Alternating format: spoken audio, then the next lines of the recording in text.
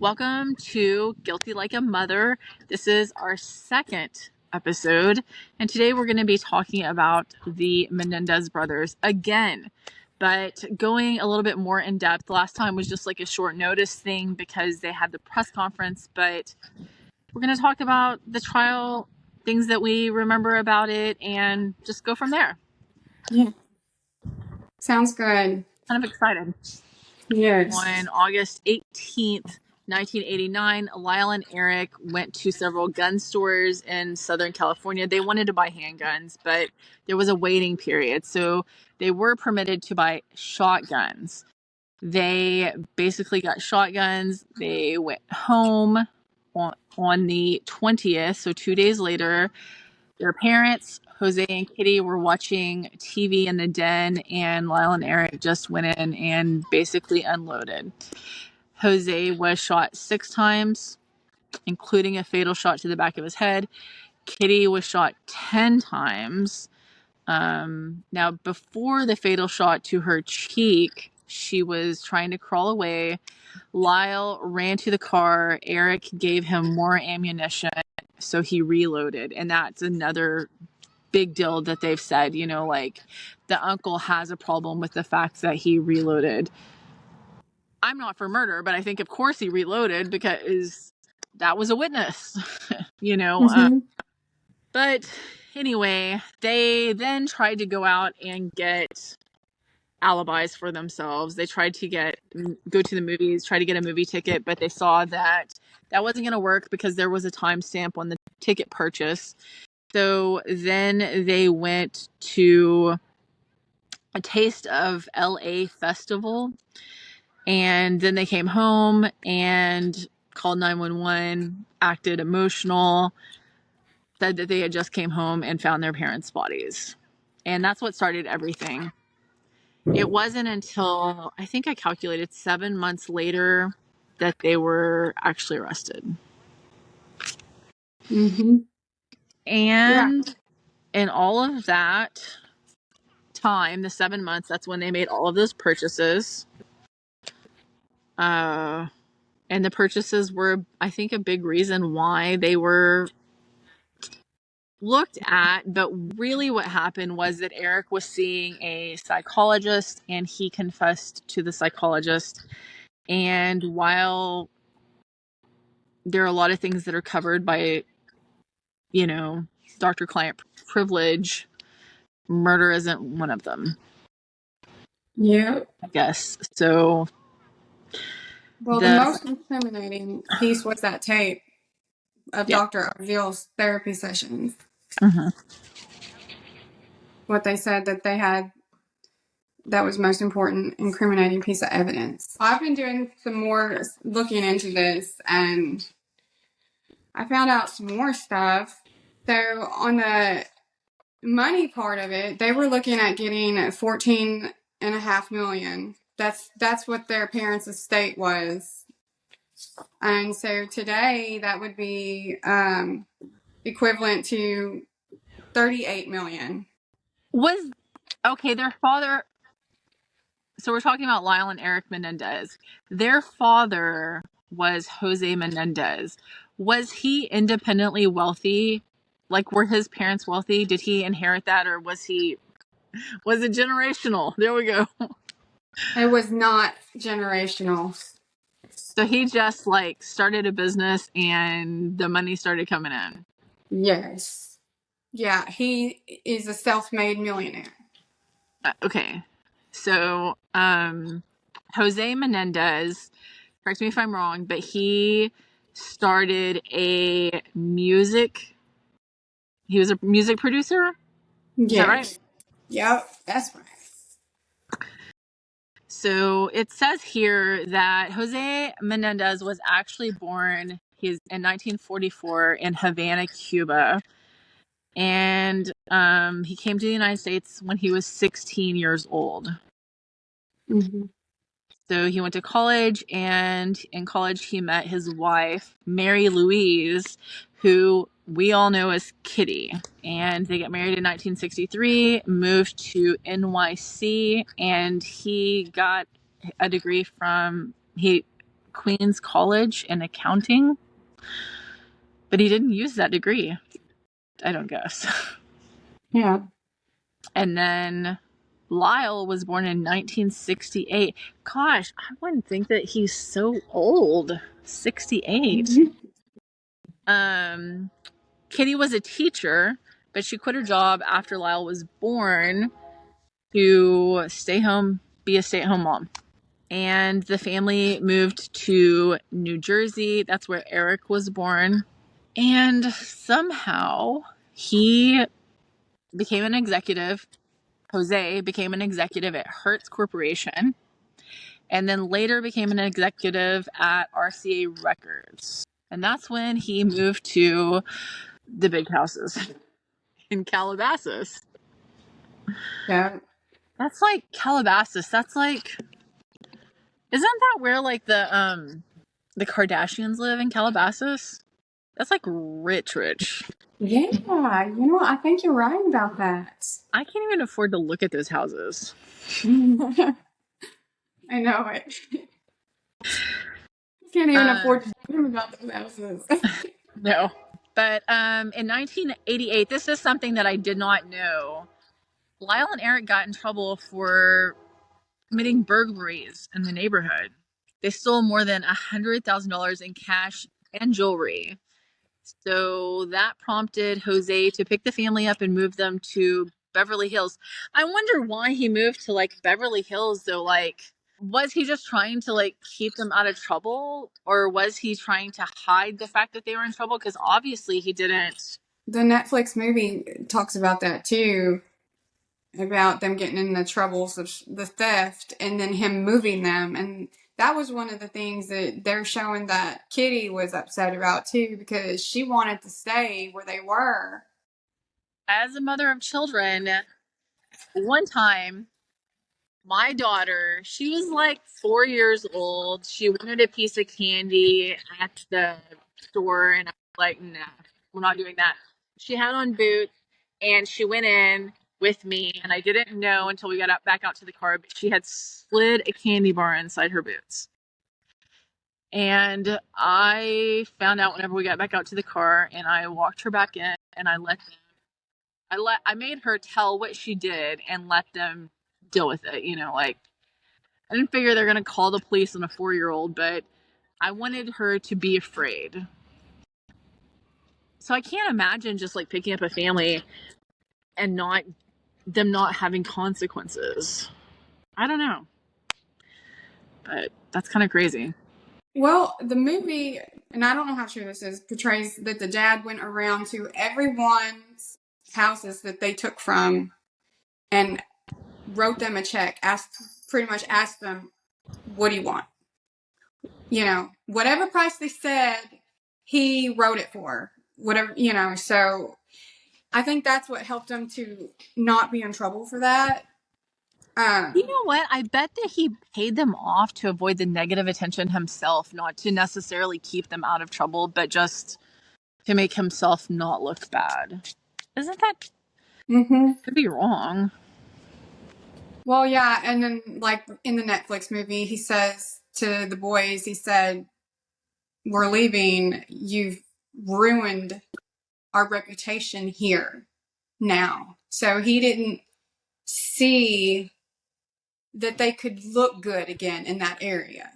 So that was, yeah. I don't mean to laugh. He's saying that his children stealing ruined the family reputation. Never mind the fact that he was graping all of them. It's sad. I'm not laughing about that, but it's just the Right. hilarity that the balls that it takes to say something like that when you're hurting everyone in your family. It's some mind games. So Lyle and Eric moved to Beverly Hills, also houses I can't afford to look at. Eric and Lyle got very involved in tennis. I guess more Lyle than Eric. I said that wrong. Eric. No, yeah. Eric was very involved in tennis. Because when they wanted to arrest him, he was overseas too at a tennis deal. Well, this says 2 weeks before the murder, Eric and one of his friends entered a boys junior national tennis championship in 1989. Mm-hmm. So I was doing some research on where the money went to that they were spending after the deaths, and they said a big part of it went to Eric's tennis coach. that So he he had, continued doing the training. It yeah, must have been Eric's happy place to do tennis because that's something that he was good at. I wonder what happy place Lyle had, though, because it says that Lyle attended Princeton University. He was put on academic probation because his grades sucked and he got in trouble for plagiarism.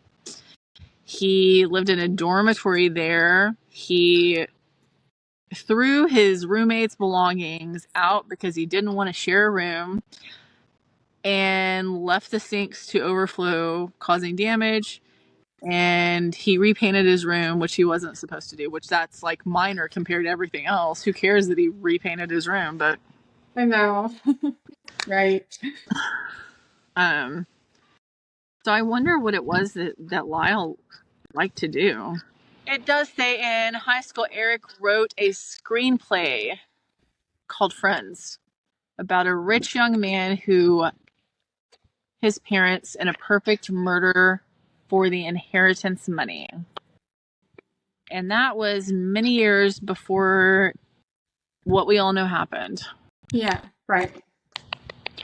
Actually, the money that they spent wasn't the estate money. It was $650,000 of the dad's insurance. He took out a personal life insurance on himself, and that's what that was. So they must have been the beneficiaries on his father's life insurance policy. Yeah. Well, the dad wasn't going to change that, but what's in question is something that's brought up at trial, and maybe I'm getting a little bit ahead, but they argued that the boys committed the murder in order to go in and prevent their father from taking them off of his will. And taking them off of the will would not have changed that life insurance policy. That would have had to been changed separately, right? I don't know that much about life insurance, but I think it's a separate thing. I don't either. I don't have it, but I would think that is that's what I've read. It's separate.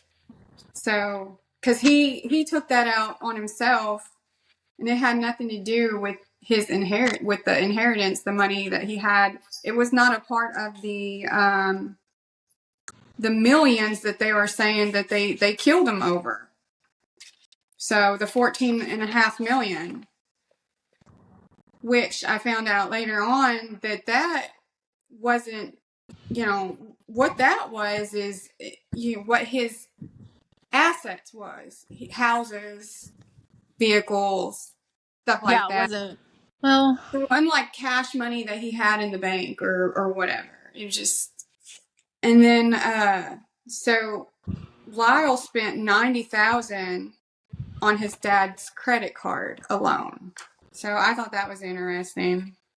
And as far as the purchase of the restaurant, they did try to purchase a restaurant, one restaurant. The uncle helped him to secure a loan on that, but it ended up falling through. They weren't able to come up with the money to get it, so it fell through. I thought I read that they tried to purchase 2 restaurants, but no, you're right.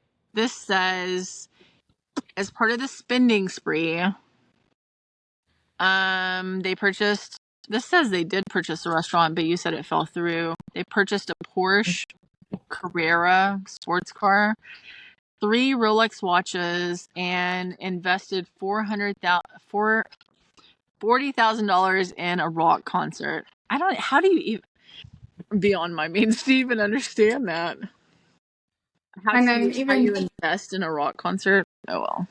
and that, I mean, the money back then too. I mean, like 40,000. That's like 80,000 today. You know, like when they compare, yeah, they went through that money, and that did not help them to when it came time to go to court. That kind of that helped the prosecution to show that these are not the actions of people who are in grief for the loss of their parents.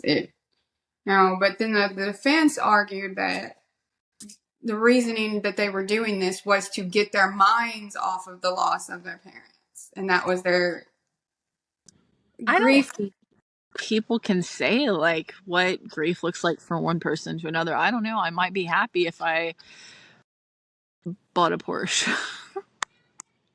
That might make me real happy.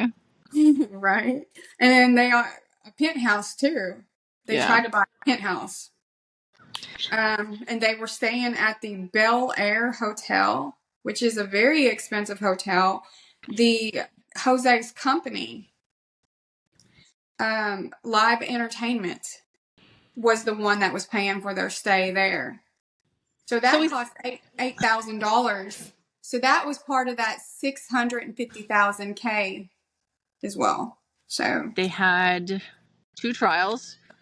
The first trial in 1990, that judge permitted evidence to come in that the boys were essayed by their father for a lengthy period of time. mm-hmm. That ended in a hung jury.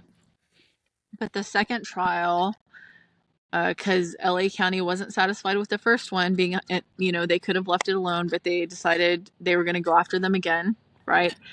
And that judge was like, nope, we're not letting that evidence in because there's no proof. There's nothing to corroborate that happened. And you can't just say things willy nilly with.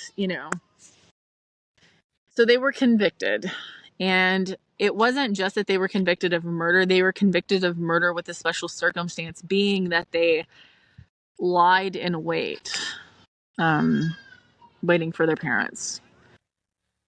So that's why they ended up with a life without the possibility of parole sentence. They've gone on to do a lot of good things in prison. They've created programs where they were like counseling or support groups, other men that had victims of SA, which honestly to me is like a huge deal because men don't want to admit that they're victims of SA.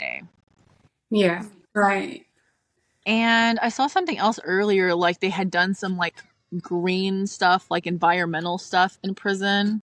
Mm-hmm. I seen They that.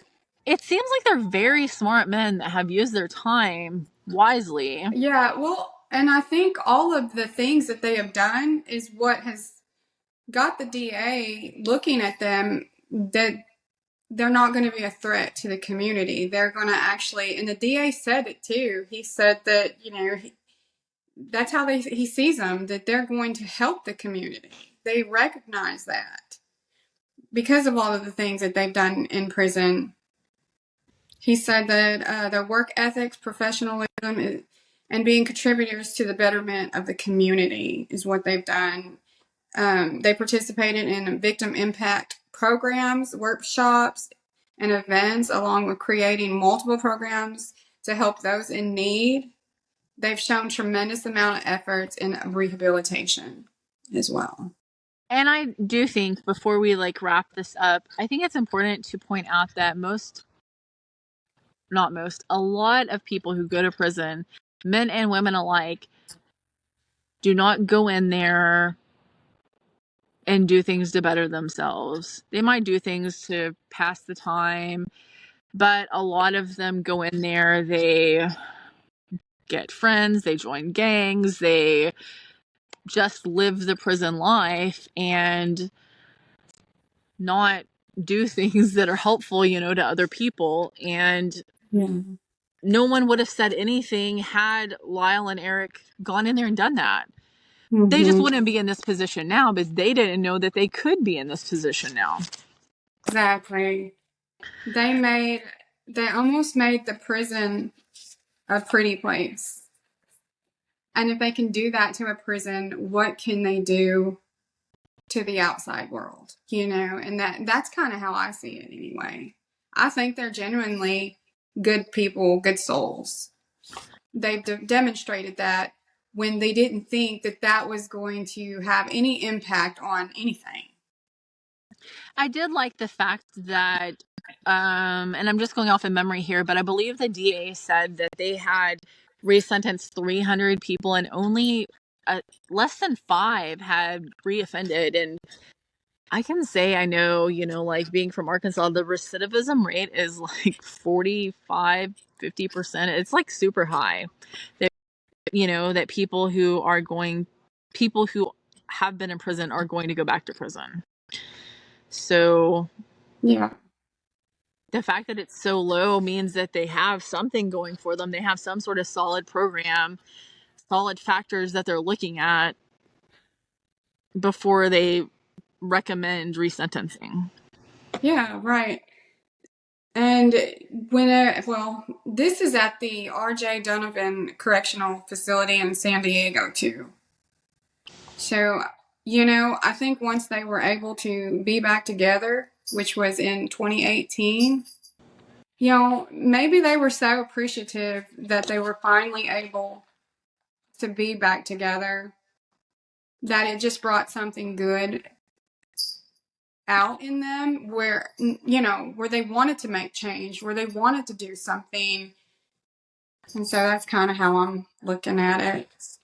I hope that they said it could be 30, 45 days before they have a court hearing, but I hope that we're able to come on and update at that time. Yes, me too. So thank you for joining us on this case, and we will see you next time.